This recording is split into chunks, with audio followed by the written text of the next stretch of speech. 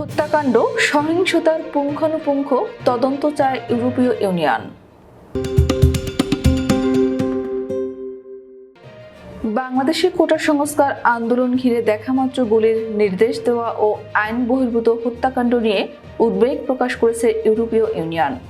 Your পররাষ্ট্রনীতি বিষয়ক প্রধান জোসেপ বোরেল আজ মঙ্গলবার এক বিবৃতিতে এই উদ্বেগের কথা জানিয়েছেন। ইউর পররাষ্ট্রনীতি বিষয়ক প্রধান আরও বলেন, এছাড়া আইনশৃঙ্খলা রক্ষাকারী বাহিনীর দ্বারা সংগঠিত হত্যাকাণ্ড, সহিংসতা, নির্যাতন, গণগ্রেফতার ও সম্পদের যে ক্ষয়ক্ষতি হয়েছে তা নিয়েও আমি গভীরভাবে উদ্বিগ্ন। অবশ্যই এসব কর্মকাণ্ডের পুঙ্খানুপুঙ্খ তদন্ত ও দায়ী ব্যক্তিদের বিচারের আওতায় আনতে হবে। বাংলাদেশের বিক্ষোভকারী সাংবাদিক, ছোট শিশু সহ অন্য ব্যক্তিদের উপর আইনশৃঙ্খলা রক্ষাকারী বাহিনীর অতিরিক্ত বল প্রয়োগ ও প্রাণঘাতী অস্ত্র ব্যবহারের বহু ঘটনা ঘটেছে। সেগুলোর পূর্ণ জবাবদিহি নিশ্চিত করতে হবে বলেও উল্লেখ করেছেন জোসেপ বোরেল।